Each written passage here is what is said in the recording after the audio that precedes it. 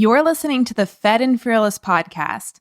On today's episode, I'm chatting with Megan Blacksmith all about how your subconscious beliefs affect your results, not only in your business, but also in your health and your clients' health. So stay tuned. Welcome to the Fed and Fearless podcast. I'm your host, Laura Schoenfeld, a registered dietitian, nutrition business coach, and online entrepreneur with over 10 years of experience in online business. And I'm here to show you everything I've learned about creating a life and a business that nourishes you. On this podcast, we'll talk about the lifestyle habits, practical strategies, mindset shifts, and leaps of faith required to build a healthy body, a powerful mind, a strong spirit, and a successful business. Hey there, welcome back to the Fed and Fearless podcast. I'm your host, Laura Schoenfeld, and we have an amazing guest for you today. I so enjoyed this conversation, and it's something that has been such a topic of interest for me over the last decade, both as far as my involvement in the health space is concerned and in the online business space. So being able to talk about mindset and beliefs and subconscious beliefs and how that affects your health and your business and how you're able to help clients is something that was right up my alley. So I was so pumped to have this guest on, and we're going to have her back because I know we have so much more to discuss that we couldn't fit into just an hour. Today's guest is Megan Blacksmith. She's a health coach, functional diagnostic practitioner, and the co-founder of Zesty Ginger, a company founded on the principles of compassionate transformation. Megan and Dr. Alex help women restore optimal health through a combination of functional medicine, mindset, and subconscious reprogramming. With over 10 years of personal health struggles overlooked by conventional medicine, such as chronic pain and endometriosis for Dr. Alex, and Megan's postpartum health crash and anxiety, they vow to make medicine and health easier to navigate. They also believe that when we consider health from the perspective of the mind, body, heart, and soul, we allow ourselves to resolve our fragmentation. That fragmentation results from living in a world that breaks us down into categories and addresses problems by organ systems. Instead, healing comes from wholeness. And as you'll learn today, Megan is super passionate about how subconscious programming and beliefs directly impacts not only our health outcomes, but also our business outcomes, and how we as health practitioners and coaches can actually help ourselves and our clients get better results by addressing and reframing and reprogramming these beliefs. So if you've never heard this stuff before, it might sound a little cuckoo, but if you're at all familiar with the idea of subconscious reprogramming, I know that you're going to love this. And even if you're not familiar with it, I think you'll really enjoy this introduction to this topic because it is something that has made such a big impact on my life, on Megan's life, and on so many of our clients' lives as well. So without further ado, here is Megan Blacksmith. All right, everyone. Well, I am so excited to have with us on the show today, Megan Blacksmith. Welcome to the Fed and Fearless podcast, Megan. Oh my goodness. Thank you for having me, Laura. I'm excited for this conversation. Yeah, me too. And it's funny because I feel like I remember, I think I've known about your guys' business for a long time, just being in the general space that we're in. And then I remember hearing you on our mutual coach, James Wedmore's podcast. I think that was last year. Is that right? Does that sound accurate? Yeah, last year. And it was just funny to me because I was like, it's such a small world, right? It's like you meet people in the health space and then you meet people in the business space. And I always think it's really cool when it overlaps and you're like, hey, we're like in the same program together and we didn't even know it kind of thing. So super pumped to have you on the show with us. And I know that because your business is similar to mine in the sense that you serve both the general public for health goals, and then you also work with practitioners. We're going to speak primarily to practitioners today, but I know that the conversation we're going to have can also apply to non-practitioners, which is really cool. So I would love for those of our listeners who don't know you yet to just get a quick nutshell version of your story. How did you become not only a health coach, but also how did you get so interested in the connection between mindset and health? Absolutely. such a full circle moment because I remember learning from you and with you when you were working with Chris Kresser. So that was like ten years ago. Oh, yeah, Yes. I forgot about that. So what True. led me to all of this and to even wanting to and needing to learn about this kind of thing was I felt what I like to call it is I fell off the hormone cliff postpartum, baby number one. She just turned 12 last week, which 12 is nuts. years. Yes, 12 years. Yes. And right, you're in the month I used to be in the category here. weeks. Now I'm getting into the months. I've lost track of the weeks. So I had never had any specific health concerns going into pregnancy. Everything was great. I had a really intense, we'll call it a significant emotional event the day I went into labor, where we essentially got kicked out of the house we were living in and had to move our stuff into storage. It was total chaos. Officially, the day I was giving birth, I was homeless.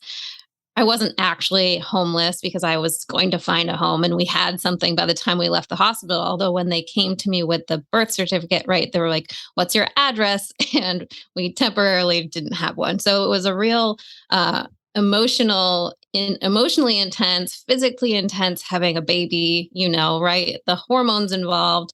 And this event, it just kicked off a very serious stress cascade where I then afterwards I had the normal shifts from pregnancy and also had like a severe stress response to this event.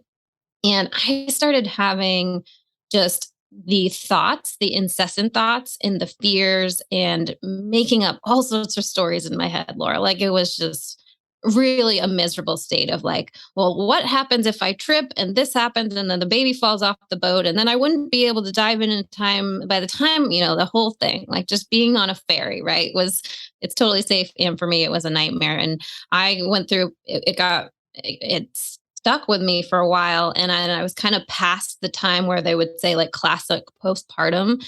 And so I started going to the doctors and all my conventional lab work was perfectly fine. I don't know how many people have experienced that one. Perfectly fine. And I'm like, but I don't feel fine.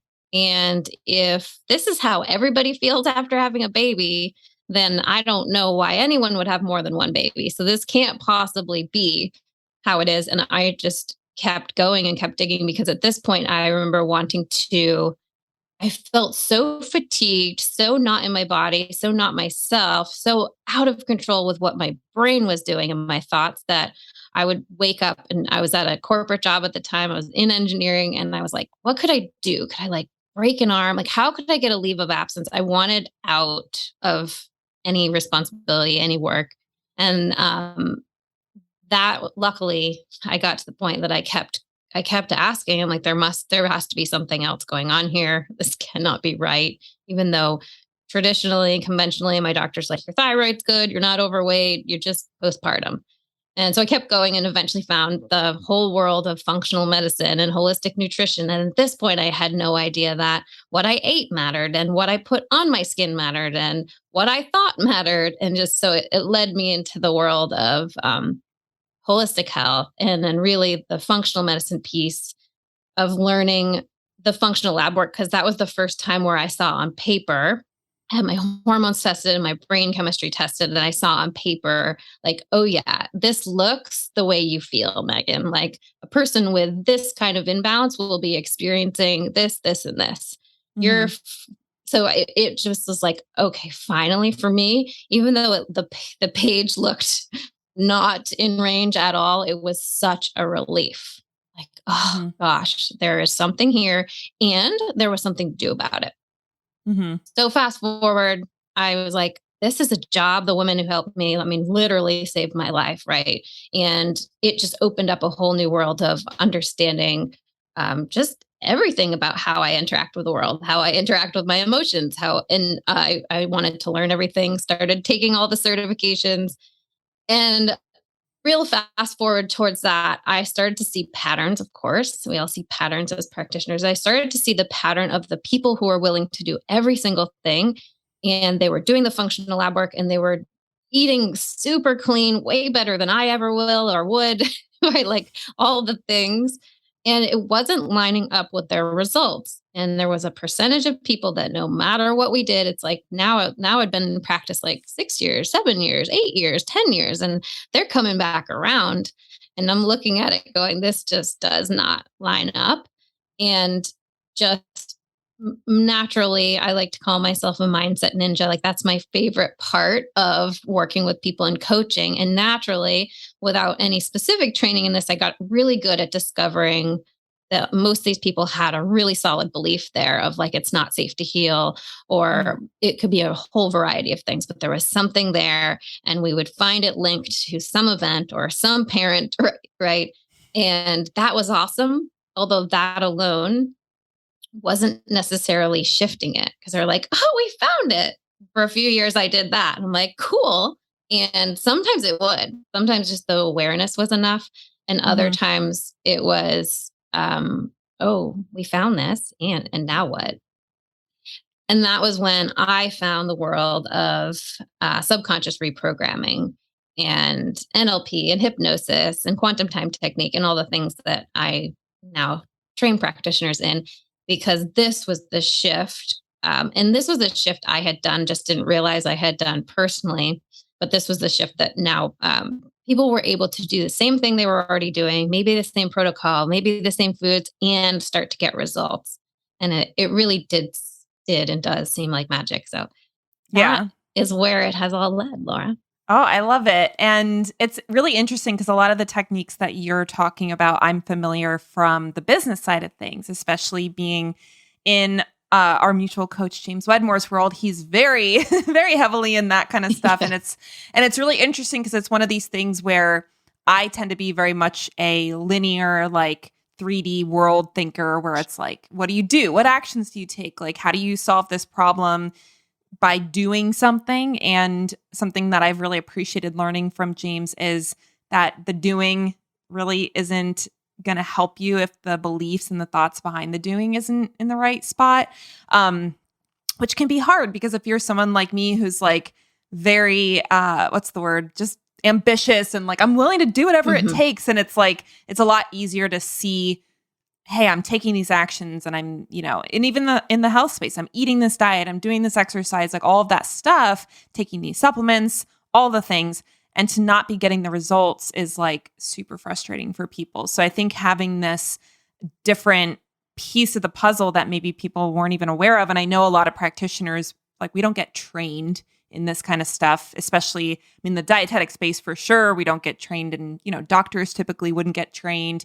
Other healthcare providers are not getting trained to be looking at the subconscious belief system of their patient or client. So, it's just not something that we're trained to look at in the Western model of medicine. So it's like, you're not even thinking that could be related. And you're just going into like lab values and dietary shifts and all this stuff. And again, I can definitely see how that would, for a lot of people, maybe not the majority, but I would imagine that a lot of people would not get the best results and, maybe would even have worse health because like I used to work a lot with the people who developed like orthorexic tendencies and like a ton of fear around food and exercise and lifestyle and all that stuff. And it's like for those people, all of those actions were actually making things worse for them.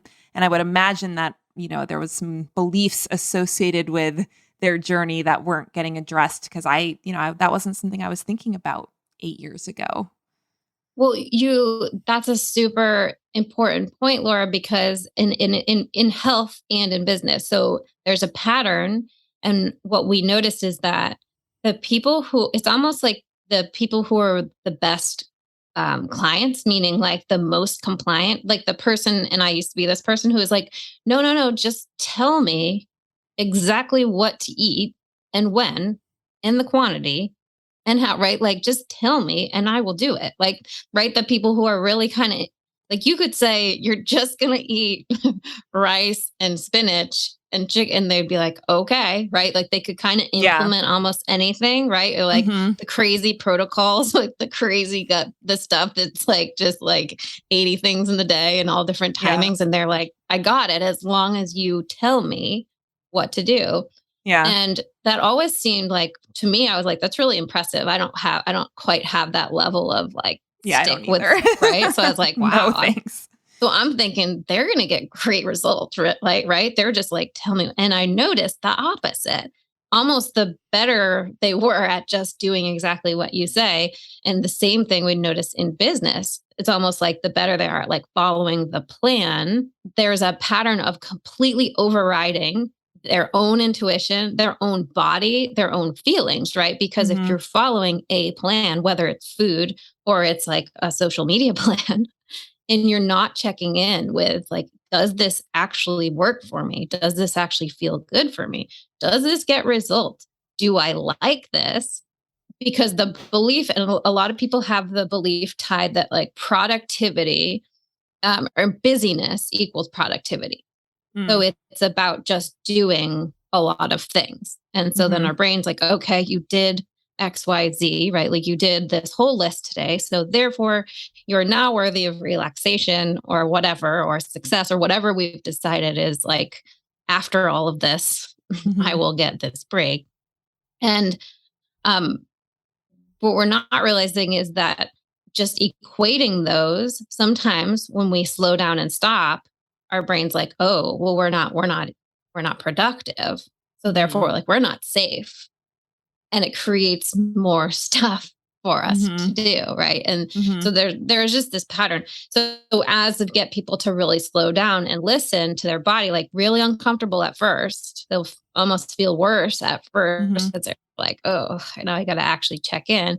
And then with time, I mean, they're like, oh, I didn't have to do all of that stuff, right? Like that, not all of that plan was necessary for me. I only needed this small 10% of it to really, for me, like gluten, for example, is just really, really doesn't work well in my body. No matter how many Mhm. times I've like, well, maybe that's just in my mind, right? Like I work through it and I'm like, nope, every time I test it, still not feeling good, right? So Mhm. it's just not worth it. Whereas a lot of other things that are on the middle ground list for people, not a problem for me, right? So Mhm. you get to feel, I felt that versus just like, well, that's on the paleo diet or the whatever diet, right? Mhm. Same thing in business. And Dr. Alex and I have really made an effort to check in with like, yeah, we know this is how everybody does it. Although, does that work for us? And like, Mhm. why are we doing it that way? Mhm. Is it just a belief, right? Everybody does it. This is how you do it, a certain number of things a day. And like the coach should tell you, and someone should tell you. And then you take Mhm. what they told you and you do it. And that's supposed to work, right? Yeah. And sometimes it does, or if it's not really aligned with you, it doesn't. And I've noticed it's kind of ironic doing the pivot from the health world to the business world that some of these themes are like just very, it's a through Across the line, board. right? Yeah. Yeah. And it's funny because I do think for some people I work with, that idea of them trusting their own decision making and judgment about stuff is like so scary to them. And as a coach, sometimes it can feel frustrating when I'm like trying to like support them in making a decision. And the response is, well, I don't know. Just like, what should I do? I don't have an answer. And it's like there's this, and I imagine this happens in the health space too, because I've probably experienced it before. It's this experience as the coach of being like, all right, well, let me just tell you if you can't figure it out yourself, because I don't want you to sit there and be uncomfortable and then like, wish you had hired a different professional to like help you, right? So it's as the one who's providing the support, it does take that level of like discipline to not just jump in and give them the Mm, answer. Because it's so tempting, and it's like, and I have my integrator used to be a client of mine, and now she works in the business, and she'll be observing the coaching conversations or in the community, and it's like, oh, we don't want to just tell them what to do because we know that's not helpful to them. But anytime we try to like give them the decision-making coaching, it's like people just freak out. It's interesting that I feel like in the health space, a lot of us go into health because we believe, hey, if I can just get the right diet, if I can get the right exercise approach, like if I can just do those things correctly, I will get this awesome result. I think a lot of us are like really good students. So it's like if I do mm, the homework, if I study for the test, I get the A. And it's like that that way of thinking, then going into the business world, it doesn't work that way. And then it's like very frustrating to be like, but I did the work. Why didn't I get the result? And so I feel like it's the same thing in the health space where people, they have that mindset of if I just do the work, it will get like, I'll get that result. And it doesn't matter if the beliefs or the thoughts or how I'm thinking about this process actually are addressed. I think the school analogy is such a good one that we take the old beliefs from school of what worked in school and try to map it over to health, life, business, right? In Mm-hmm. school, you do what the teacher says, you follow the thing, you get the right answers and you get the A. And I Mm-hmm. was really good in school. Like I was really like book smart school of like figuring out how to get the A and how to read the teachers and what that one wanted and Oh, what I I did was the same thing. It's terrible. It's like I was really good at getting good grades. right. Is Really good essentially at what getting that good was. grades. It didn't mean I learned anything. Like Yeah. I was really good at figuring that out. And it didn't Mm-hmm. necessarily mean that like I embodied or learned any of it. Right. Because I remember Mm-hmm. after being like, I like am really good supposedly in math, but like then this real life thing happens. I'm like, like Get the calculator out. I don't know what this, how to the multiply these application. numbers. Yeah. The Yeah. application. And so then when we take that, like, and I got praise for being good in school. I got a lot of love for being good in school. So my brain's like, okay, you get good grades, you get love, right? So and then you go attempt to do this in the health world or in the business world. And you are like, but I did the form. I filled out the thing. I ate all the things. Like and then there's this complex body that's like not giving the feedback the way Mm-hmm. that it says it's supposed to work, right? Because supposedly somebody told you this is the plan and then it works and it doesn't for you because you're on a different journey and they Mm-hmm. don't know what journey you're on, right? And I think just that realization for people of like, okay, there's a million different ways to get to the same end result, right? Like when I finally knew that, embodied that in health of like, oh yeah, there's really just not one plan. There's not one order. It's so different for each person. And I almost believe like any order could work for most people if they fully are like in it and on it, believe in it and they're going for it. But Laura, the part you said about like someone coaching someone, right? And they're pushing back a little bit of, I don't know this, or I don't know, you tell me. And we have found, Dr. Alex and I have found, so in our training, like in our space, we do a 7-day in-person training. And in this space, people it's meant to stir stuff up. People are pushing back. Their brains are pushing back. Like everything, like it's an uncomfortable. You don't even need to make it uncomfortable. It just is, right? Because you're learning something new and you're in this process and there's emotions. And we have found that we need to be like, as the practitioners, and this is not just as coaches, but any business, like we need to be totally clear in our role and totally clear in our stuff, meaning like any fears we have, any stuff we're triggered about. Because when we can't come into it really clear, someone came to us and she was really upset about there's a test involved and she was really upset about it. And she was kind of in her face, kind of yelling about it. Half hour later, she's crying. She's like, "Oh my God, I was so mean to you. Like, I'm really sorry. I like, I came at you like that. I never do that." And she's like, "But neither of you seem to be phased at all." I was like, "No, this is the container. Like, we're holding the container. What you're doing is there's nothing bad or not normal about it. We are able to be like, that is you. And this is just how you are learning. This really, your reaction had nothing to do with us. And so we know, and we believe like putting that back on people of like the uncomfortable, like, no, you do actually know. What do Mm-hmm. you think is best? Even though they don't like it it doesn't feel good in the moment for them.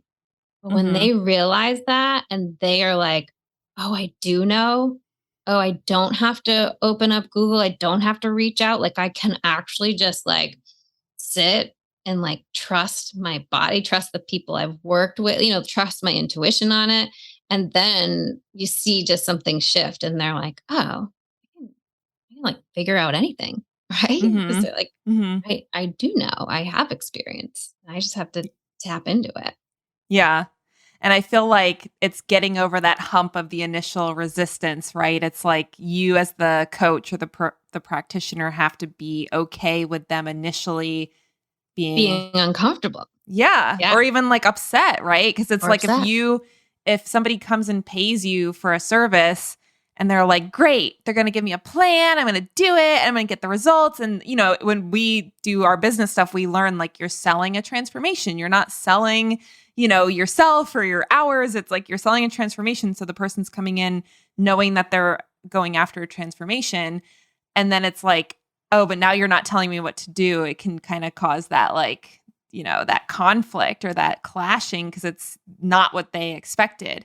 And of course, I do think there's some level of like, Some filtering strategy and yeah, to make sure you're not getting people in your programs that are like truly just like angry that they didn't get what they thought they were going to get. But even somebody like what you were explaining in your experience, I'm sure she was like truly in for it. She just wasn't necessarily expecting it to get so uncomfortable. And so that's that moment where you kind of have to be like you said, you have to be really confident in the container you're creating to know that their reaction isn't a reflection of you being, a good or bad, quote unquote, a good or bad coach or right. practitioner. Right. We love to rotate between the stuff you're actually doing, right? Like the strategy. Cause you're not just going to say, okay, you signed up for my program. What do you think? Right. Yeah. You're going to Yeah. give them something, you're going to give them some strategy. And then when they go do the strategy, right? So when people have a lot of stuff around test taking, it's very fascinating. Right. And you maybe don't even realize it's there because it was from a long time ago and you don't have many things in our life where we're put in a position to take a test again. So when you have the opportunity to be triggered by something, have something mirrored back to you, whether it's taking a test or it's like you suggest to someone that they go live and then all of a sudden they realize they have all this stuff around visibility and being seen or their face or whatever, right? Like so they would do the action and then rotate between taking the action and then in the next session really like what came up for you, what were the beliefs, what were the fears, what was the emotion in the body, and then like actually helping them clear that so you can clear any limiting decisions that they made around like it's not safe to show my face or whatever. I don't have anything good to say, no one will listen to me, right? We can clear that and then we get back to the next time of strategy of like, okay, now you're a person who believes that you have something to say, people will listen, it's safe to speak up. Now what are you going to do in real life to like keep to lock that neurology in, right? To keep that person so that you shift the subconscious belief and then you need to actually have the action.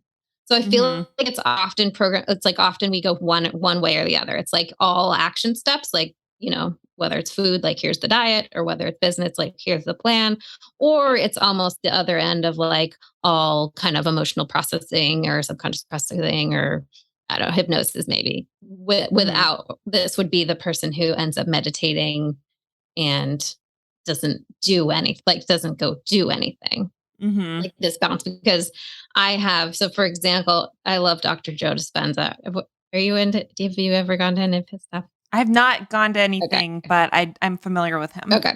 So I went to his week long event and you're essentially meditating for a week. I didn't quite know that when I signed up and I survived it. The cool thing was though, in the week, it's like I got to that amazing feeling of I don't know what we want to like love, oneness, wholeness. I don't know. Like I felt so good. Like this is so good. I'm like, this is literally the feeling I'm going for of why I do all the things I do. Like I help clients because I want that amazing feeling. Like I build stuff because I want that success, right? Like I want the fulfillment. And I'm like, but I just had that feeling for a week with like closing my eyes. So after that event, I was for a week, I was like, huh, wait, why would I do anything? Luckily, it only lasts a week. So for me, it's like a balance between this, like going inward and just like having that feeling. And then what are you going to do with that? And then taking that like real life action. Because when you go do the real life action thing, that's when all your stuff comes up and you get to Yeah. see anything you're afraid of, like launches for us, or just this amazing container to be like, okay, good, mirroring back to me anything left I have around fear of rejection, like just any I had a belief that I couldn't come up with things like in the moment that when it was high pressure. So I love to create content, but like during an official, like we're selling something period, I would all of a sudden like blank. My brain is just nothing. I've got nothing. So I Yeah. had this belief that I couldn't come up with anything under pressure. And I would just had all so anyway, we're actually in real time able to just clear that subconscious belief. And then I'm like, okay, well, if I'm a person who now knows that I can have lots of stuff, just and I just was like, I went out and I just made the next 10 videos, right? I just like did it. And then you can Mm-hmm. completely rewire that belief in that moment because you've shifted it and then you're going to do the action that's like, no, look, you're a person who came up with stuff on the moment. And now Mm-hmm. you can do that anytime you want. So it's just this balance, kind of back and forth between the two is what we like to play with. Mm-hmm. Now, I would love to talk a little bit about this strategy of subconscious belief shifting because Mhm. I feel like for me, some of that stuff, and I'm not saying I do it perfectly because if I did, I'm sure I would have a much more successful business, right? I'd be very, very wealthy. It's But happening. It's just on its yes, way. Yeah. yes. But it's one of these things where I think I kind of take for granted the fact that, and maybe it's just because I've been in this for over a decade that like you just start doing it because it's like you either figure it out or you fail kind of thing. Like your business won't work if you can't figure this stuff out. But I know for me, a lot of times, like things like procrastination or, the belief about content creation, a lot of stuff for me has come up postpartum because I don't feel like my brain is functioning the same way that it used to. And maybe it won't ever, you're 12 years in, you can tell me, but I feel like your brain kind of changes, right? And your ability to stay focused and your ability to concentrate shifts. And again, I think that's probably like a survival, like Mhm. how to take care of your baby strategy. Like even with those intrusive thoughts you were mentioning, it's like, well, but it probably is good to think about, is this safe for my baby, right? So there's some positive stuff to that. But for me, there was this moment where I was like, how am I gonna coach people? How am I gonna create content? How am I gonna teach if my brain's not even working the way that it used to? And so for a moment, it was like that fear of like, maybe I won't be able to help people the way I used to be able to because my brain's not the same. And I put a lot of emphasis on the functionality of my intellect as being the value that I was bringing to Mm. people. And then I think like it just kind of, I didn't have to necessarily walk through any process. And I do think having a process would probably make it faster. But there was this moment where I just decided, I was like, no, like, I think there's other ways that I bring value. And I think for me, a lot of it's these like in the moment downloads that come that actually is more valuable than me having this like perfectly functioning brain. And I can receive downloads even when I'm tired, even when, I'm a brand new mom and all of that stuff. So there was this kind of like just automatic reframing of that belief to make it work for me in this new circumstance, because it's not like I was saying, no, my brain does work and I'm going to like just fake it till I make it and believe that my intellect is just the same as it was before I got pregnant. And it's not. Like, it's just literally not. And then, so I could either let that stop me and let that hold me back and let that create, beliefs around what I'm capable of. Or what I ended up doing is just saying, you know what? Maybe that belief that the way I think about things or the clarity of my thoughts is the value that I have. Maybe that's not accurate. And what's a different way that I can look at this? So I don't know if Mm. that's exactly what you Beautiful. teach, but I think that is something that I've developed between practice over a decade plus, and then also even just like, I think just being in the world of it, you almost start to like just kind of absorb that way of thinking when you're getting taught and other people are demonstrating it and, your own coach is doing it. Like you just start to kind of absorb it. But I feel like you probably have more of a process and a structure for that shift that would be more effective for people that won't take them a decade to, just absorb it and like, finally figure out how to do it. But I just bring that up because I think for me, sometimes I struggle when I have clients that don't have that built in Mm. like way of thinking. I was gonna say, I feel like I'm picking up on this is yeah, that's your model of the world of like, I'll Mhm. just do it. Cause if I didn't do it, I would fail and then I would just figure out how to do it. Right. And not Yeah. everybody has that. So Mhm. you're coming into it realizing like, So I said, there is no failure, only feedback, right? Or you reframed yourself. You basically just were like, no, I'm not going to believe that. I'm going to believe something else. And Mm-hmm. that's amazing. And there's so many people who don't have Mm-hmm. that. They don't. And I think what we're getting to is, I mean, maybe you do all, who knows if you just naturally reframe yourself. Some people are really good at just seeing all the options. Being around mentors and people like James Wedmore, people who do really work on their understanding of beliefs and their selves, and how much what you focus on will create, what it will create, what exactly what you get. So you start to Mm-hmm. go, well, do I want to focus on brain problems, can't think, my brain, right? Because we know, I've heard enough that like whatever your our brains, and it does go. I'm good. 12 years. Well, I guess my youngest is 6, so 6 years after I'm good. It does go back. Good to I know. promise. Yes.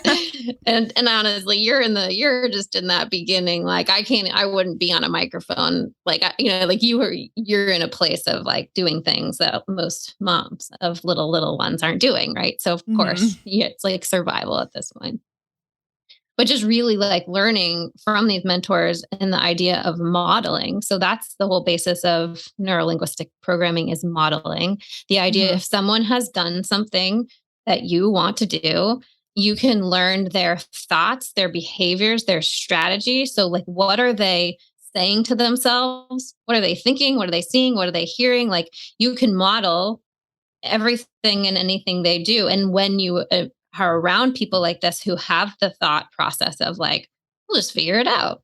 Oh, I'll just change the way I think about it. Then it becomes natural. Mm-hmm. I know I've worked so much on the words I use outwardly and the words I say to myself. So the book, basically, we really want always to just get our clients specifically like, what do you want, right? Because I'm sure you've experienced this, Laura, in health or in business, when someone comes to you as a coach and they're like, what's going on? And what do you want? If I ask, like, what would you like to happen? And I usually get a list of what they don't want. Like, well, I don't want, if it's health, I don't want these autoimmune flares. I don't want this extra weight. I don't want the pain, right? The list. Mm-hmm. Business, it's like, well, I don't want to have to be working all these hours and not making money, right? Like, it's usually a list of the pain. And it becomes a practice of like, whoop, okay, let's focus on what do you want instead? Like the question Mm-hmm. over and over, what do you want? So, and then what is the wording of, right? What is the wording of how you want that? Because your subconscious mind is hearing what you say no matter what. It is hearing, if you're like, even if you're worried about like, oh no, my brain's not working, it's just hearing like, brain's not working, brain's not working, right? It's hearing that message, even if it's like you're wanting to go away from it. So people will Mm-hmm. have the thought like, oh, I'm ugly or I'm stupid. And then their subconscious mind it doesn't care. The brain doesn't care if it's a positive or a negative. Like, it's just really a machine. It's like, okay, this is what you want. I will go get that. More ugly, Mm-hmm. more stupid, right? Like, and then you're going to see everything through that filter, right? And that's going to come back for you. And you're going to attract more of that in your life, because the brain's just, it wants to be efficient and it wants to go for whatever you want. So really, really rewording for like, what are we going for? Which I know a lot Mm-hmm. of people have a hard time. Like, if it's pain, they're like, well, how do I say the other way? And I'm like, well, what would it be? Like, you feel good in your body, like you're hiking. Like, what would you be doing when you didn't have this thing? Like, what Mm-hmm. would it look like? And the ability to actually dream, I think opening that up uh, is the power, because it sounds like you don't quite have this, Laura, but a lot of people have this whole like, well, if I say I want to go for this big thing, right, then it could not happen and then I would Mm-hmm. fail. So instead of like putting it out there, like, I'm someday going to have this amazing retreat center in Costa Rica, and I will. Yeah, instead of putting this stuff out there that you have no idea how you're going to do, people will be like, well, I'll go for like, I hope I get one client, right? Like something small Mm-hmm. to protect themselves from that fear of failure. Because if Yeah. their model is like, if I fail, I won't be able to handle it, right? Or whatever. Failure can mean all sorts of different things. So it's just really, really rewording for like getting that clear direction of where do we want to go is so important. Mm-hmm. Well, and I'm trying to, you had so much goodness there, and I'm trying to remember what this brought up for me as far as the way that, oh, now I'm remembering. Okay. Sorry, So yeah, you were, I was just going to say, you were talking about modeling and how I have been modeling coaches, mentors. A lot of it's also peers. Mhm. And I do think the challenge for a lot of people is that they're not in social spaces where people are thinking this way. And sometimes I forget that this isn't normal, right? Like I'm in these like masterminds and business programs and interacting with people all day that have like nobody's perfect, right? Like we all struggle with stuff. We all have there's a ceiling somewhere that we want to get past, even if it's like, people that are like, my ceiling is $10 million a year or something, right? But I think I forget sometimes how low the expectations are of the average person until I'm kind of around. And I'm not using the word average as like condescending. It's just, when you're out in the world and you're not in a high performing entrepreneurial space, there's different beliefs about stuff. And so I think for a lot of my clients, they're taking on the beliefs of their friends and their family and their spouses and the people that aren't in this world. And there's a lot of fear and lack of self-confidence and beliefs about what's possible that comes based on what the rest of this country or the rest of the society thinks is normal. Because when I talk about things that I do, like investing hundreds of thousands of dollars in coaching and all this stuff, people are like, what? How is that possible? And it's like, in my mind, I'm like, no, this is just normal, right? That's and so, what you do, right? Yeah. So I feel like part of the challenge a lot of people run into is that, and I'm not saying they should like ditch their friends and family and just like, never have a like a typical average American friend. But it's one of these things where if you notice that the beliefs that you're taking on are more aligned with the kind of people that don't do what you want to do or aren't doing what you want to do, then you're going to not be able to do the things you want to do because you're using beliefs that don't lead to those results. So I think I've been a combination of blessed and I've really worked hard to get to these places and get into these rooms where the baseline way of thinking is we will figure it out. This is possible. I know that we can achieve this. We just haven't figured it out yet. Like just that way of thinking. And so I feel like for me, a lot of it is just being around people like that has kind of bled into just my way of operating. So I'm like, yeah, I haven't figured it out yet. And I know there's things that are always going to be like limiting beliefs that have to be addressed at each level. But when you're at this place where you don't question if it's possible, then when you are around people that are literally questioning what's like, how is that even possible? No, that's not going to work. Like that, I think, is a huge problem for a lot of people when it comes to achieving, whether it's their health, because I know our country is generally quite unhealthy and has a lot of beliefs about what health, like what kind of expectations you can have and what aging is and all of that stuff. But then also in business where it's like, oh, don't set your goals too high because that's not possible and you're going to fail and you're going to feel bad about yourself. And, all the things that I think then they do affect the actions. And then they do affect, the 3D results because the actions and the beliefs are not aligned with what the goal is. Yeah, I remember really early on, someone in my family, and this was when I was going to charge it was like $1,000 for a 6-month program, and it was basically it was so low. I feel like it was like $100 a month or something, right? It was, and I remember telling a family member, and they were like, "Oh, well, you must be like only catering to the top 5%," and I was like, wait, what? And I was so insecure in myself and my business that really stuck with me for a while of like, am I charging too much? And so I love that you bring up the getting, the people around you, like who you have around you and who you start to see all the time as this norm. Because if my dad and love him and he's so totally supportive, and he was like, oh, he's had a small town hardware store, and he's like, oh, Meg, the whole work for yourself thing is kind of hard. Do you really want to do that? Like, you're an engineer, like maybe stick with that. And he was coming from a good place, Although I was like, oh gosh, and here we are, all these little beliefs are getting installed. Like, oh, Mm-hmm. it's hard to own your own business. Like, oh, you should stick with the corporate job. Like, oh, you shouldn't charge more than $100. It's just like crazy Mm-hmm. talk now. Um, Right. And these are just like starting to get installed. And so if you don't have the people around you that are really showing something else, or actively going in and going like, oh yeah, I don't want that belief. Like let's put something else in there, right?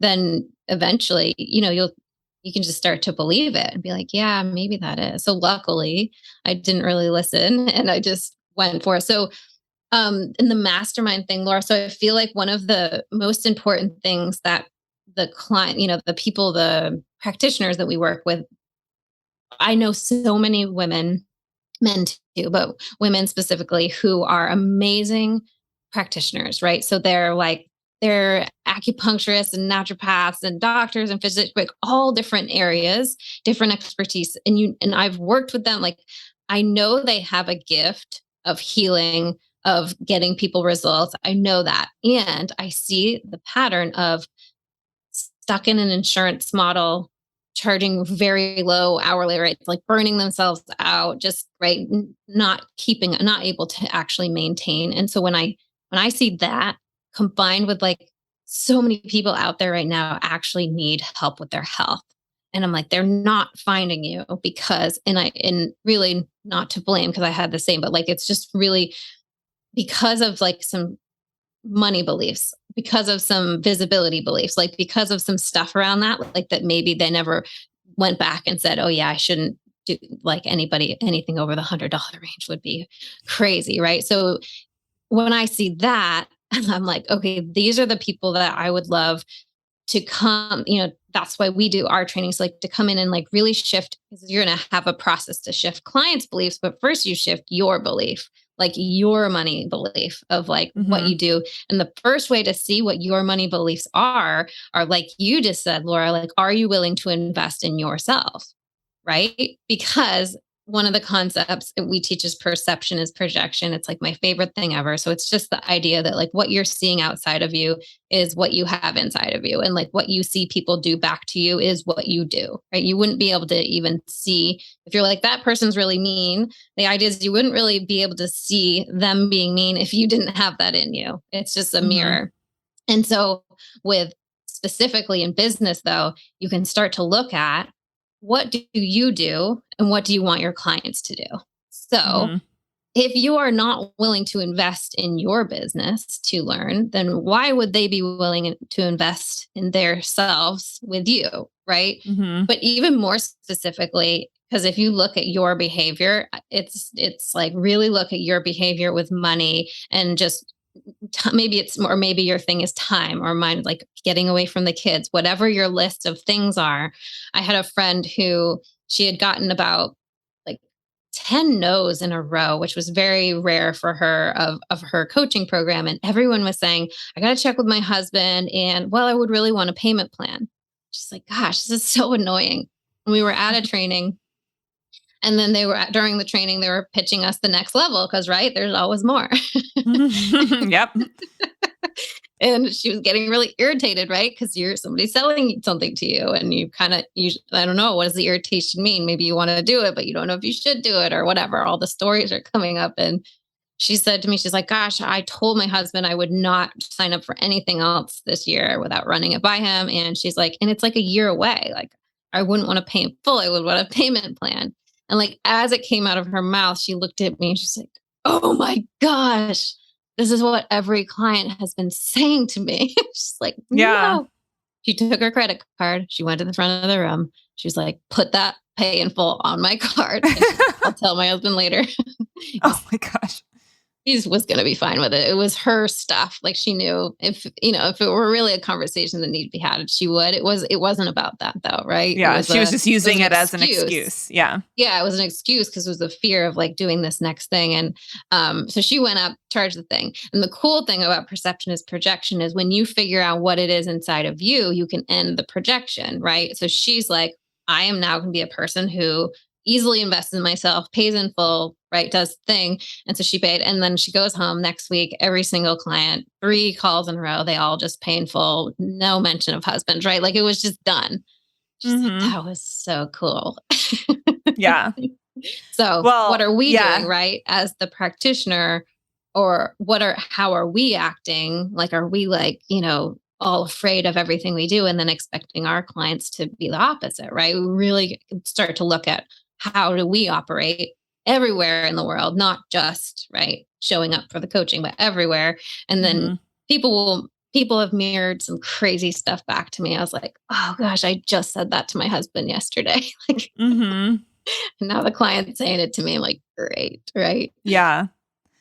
Well, and that's why I feel like the stuff that you do is so cool because it's this combination of creating the transformation in the individual's life, and then also, okay, now that you understand how to do this, you can help others better. And I feel like a lot of times people don't realize how important it is to deal with their own stuff first before they're going to see it reflect in their clients and what they're able to help them with. Or even what they're attracting, right? Because it's like if you are somebody who is running a business and like Megan was saying, you don't want to invest in yourself or everything's too expensive or, oh, I'll just figure it out on my own. Like that's what I hear that all the time with the people that, we have a lot of conversations with people who are on the fence about working with us. And then they're like, well, I just feel like I should be able to figure this out on my own. And then you're like, well, what if your client thought that way? The person that you want to work with, what if their belief was, well, I should be able to figure this out on my own. I don't need to hire somebody. Then you're not going to get clients, right? So it's like, if you're not even paying attention to how your behavior is then, attracting the kind of people that, like you said, mirror that behavior, it's like you're kind of creating the reality by the choices you're making and by the beliefs you're choosing to agree with when it comes to the way that you're going after what you want in your life, whether it's a successful business or something else. So for me, that's something that I don't know if it's just, I've always been very self-introspective. Like, I want to figure out what's wrong with me to fix me first before I help other people. But I do find that a lot of what I learn about myself then can really help other people get out of their own way. So that's why I'm a huge proponent of investing in self, just education and trainings and masterminds and coaching and techniques and skills and everything. Because it's like, I know that as I get better at stuff and as I invest in myself and I see myself as worth investing in, that's going to reflect in how I'm actually receiving money from clients and being able to pour into them what I've learned and that kind of thing. So it is this kind of virtuous cycle, but I feel like for a lot of people, they think I got to make the money first. I got to help the clients first before I learn how to, be better at my craft or be better at my business or, improve my mindset around stuff. And, I know Megan and I'm going to guess that you're like me and you're a big training junkie. Like you just love learning and growing and all of that. And you love putting yourself into like uncomfortable emotional situations because you're like, I know this is going to make me grow. And so, I'm sure you're like me, where you just hope that this conversation will inspire other people to do that too, because it's like, I just don't know where I'd be if that wasn't the way that I operated in life in general, let alone business, is that like, I know that making myself uncomfortable is going to lead to good things. So it's like, and again, it's a belief, right? It's just a belief that I have that's your model. So I think when we can really embrace too. So like you're all about community, Laura, and the idea, like if somebody else is doing something, so this is the same thing, like the perception, right? Sometimes your beliefs are coming back at you like, oh, I don't want that one.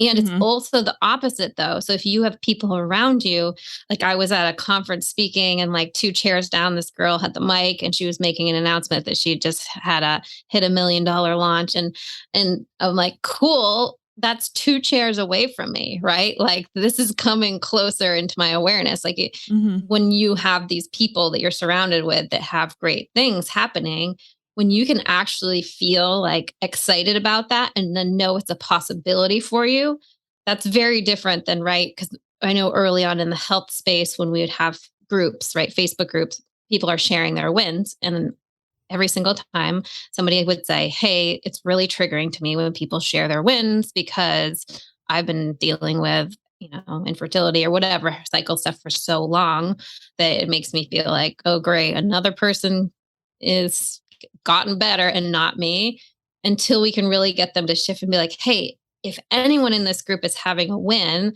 and it's possible for you. They're in this group because they also were in a place where things were not the way they wanted in their body, Mhm. right? And same in business. So like when you really can feel like, ooh, that person just did something really awesome and cool and it was successful, instead of going, why don't I have that? You go, Mhm. oh, that's totally possible for me. They're in my circle, they're in my awareness even. It's a Yeah. huge shift, right? Well, and it reminds me of a conversation I had with a client, I think it was this week actually, where and this is in the context of marketing, and she told me that she had this fear of basically getting people's hopes up because she works in the infertility space. And she's like, well, Mm. I don't want to promise somebody that they're going to get pregnant and then they don't. And then I'm going to feel bad. And like, I feel like I misled them. And I know it's coming from a good place of wanting to be ethical and, not like sell snake oil essentially, right? Is like you want to provide what you said you were going to provide. But I think that just made me think about how even just being afraid to give people hope about stuff is possibly harming your business, because it's like Mm. if you're basically putting this energy out there that like, well, but you might not get it. You might not get it, right? Like it's okay. Like you might not get it. I don't want to make you think that you're going to get this outcome. Then why would somebody invest money in something that's like probably not going to happen for them, right? Like if you're putting the energy out there to say, this probably isn't going to happen, or maybe this isn't going to happen and you need to be careful. And like, we need to like not take your money if we're not, 100% positive that it's going to work for you. I just feel like it's creating the expectation that it won't work. And then of course, if you think it's not going to work, why would you spend money on it?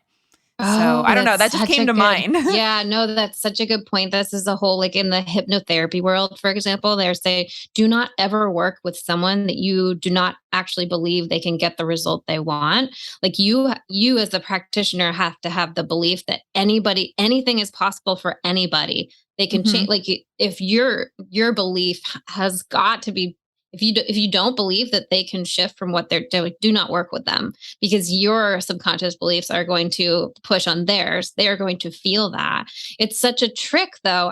I got that in the beginning. There was this fear of like, yeah, but what if I don't, right? You don't want to disappoint, you don't want to whatever. Hmm. And in the process, you realize that even by planting that idea that it maybe wouldn't happen, that's going directly to their subconscious mind of like, oh, maybe it won't, right? You're actually installing a belief, which is making their results less likely to happen, which is making Hmm. you as a practitioner less likely to be like referred to or getting the results, right? Or just So, less confident in your oh abilities my if you're not, gosh. helping Yeah. people. Yeah. So it is crazy to feel really confident about stuff that, people struggle for a long time.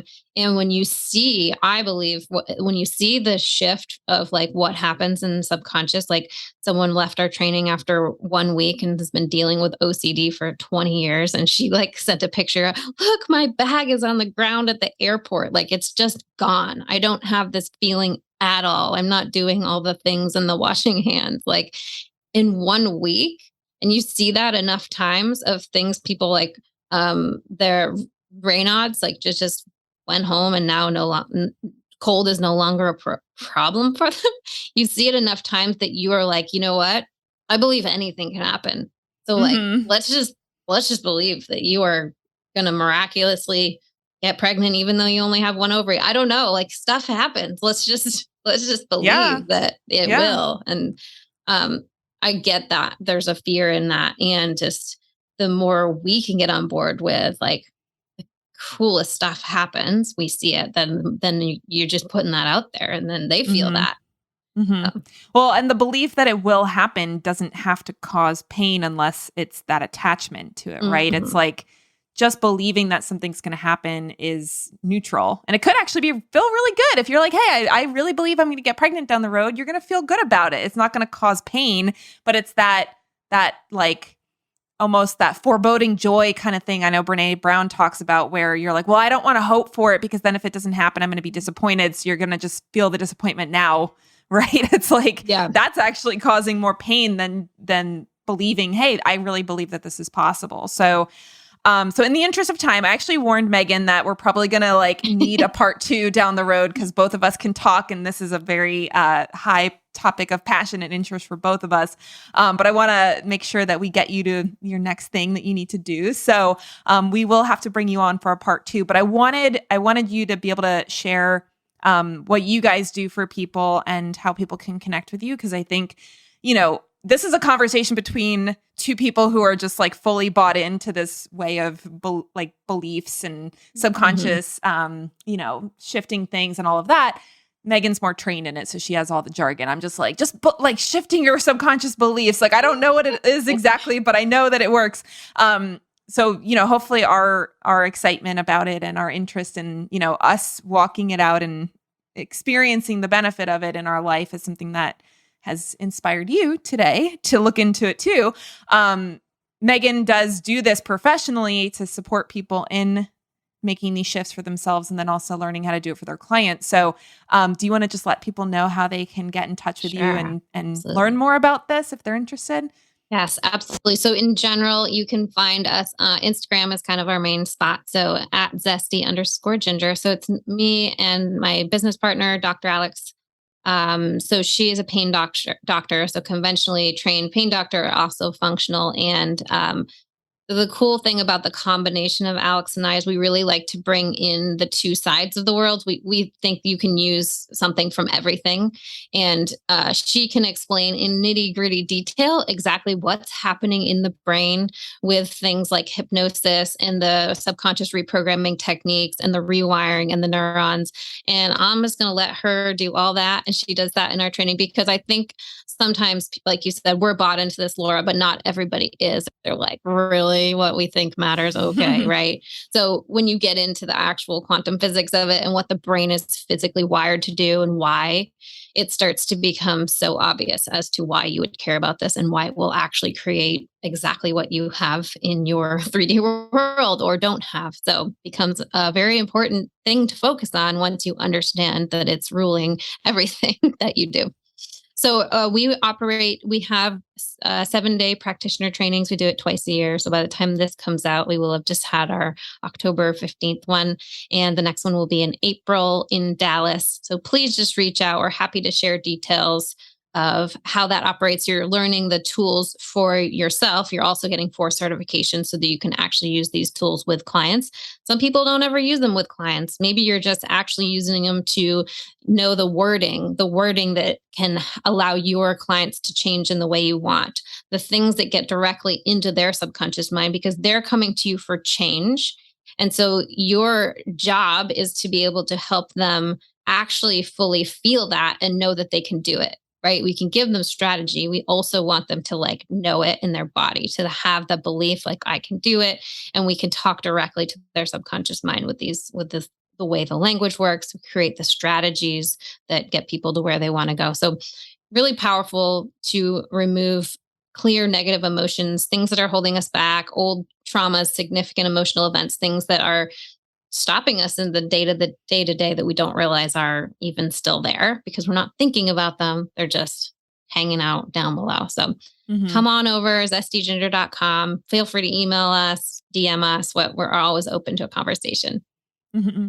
Well, I just love that you're making this available for practitioners because I feel like it's so common in the entrepreneur and business space.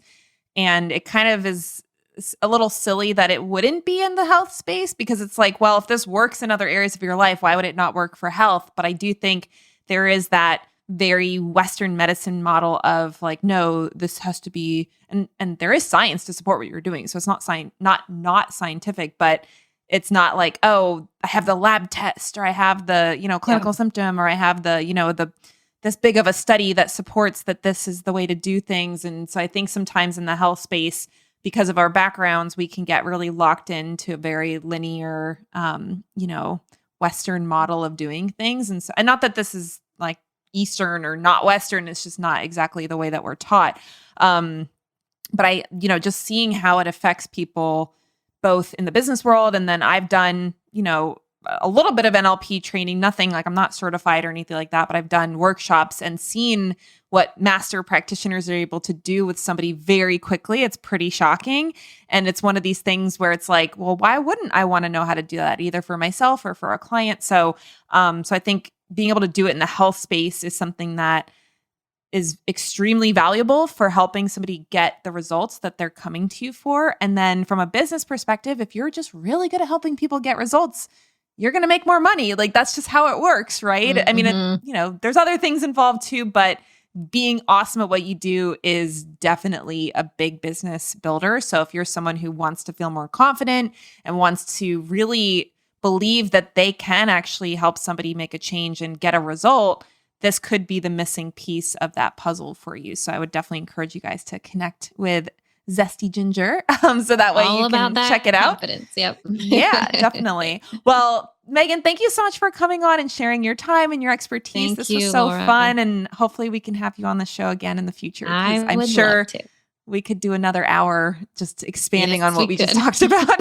So I had so many thoughts at the end. I'm like, write them down. We'll save them for next time. So, all right. Well, thanks so much, Megan. I hope your event is amazing. I know it will be. I don't have to hope because I know it will be. And thanks for hanging out with us, everyone. We'll see you here next week on the Fed and Fearless podcast. Take care, everybody. Are you a nutritionist or dietitian struggling to figure out how much to charge for your programs and services?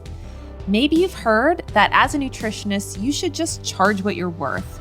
But this way of thinking can cause you to either undercharge your clients or work yourself into the ground trying to earn your worth. As a healthcare provider, you can't set up a pricing structure that forces you to sacrifice your own health and well-being in the name of your business and your clients. But I promise it doesn't have to be this way. When you download my free profit planning workbook, I'll walk you step by step through the 10-step process for determining the right pricing for your nutrition business. As a nutritionist, you have the power to completely change someone's life for the better. There's huge value in that. So it's time to stop underselling what you do. By following along with this worksheet, you can determine exactly what you need to charge to achieve your revenue goals with ease. I'll teach you everything I've learned about pricing from growing my own nutrition business to over $250,000 in revenue annually and helping other dietitian and nutrition entrepreneurs hit their first $10,000 to $30,000 months and beyond. To get your free workbook, go to lauraschoenfeld.com/profit, PROFIT, and grab your copy today, so you no longer have to wonder how to set the right rates for your incredibly valuable nutrition services.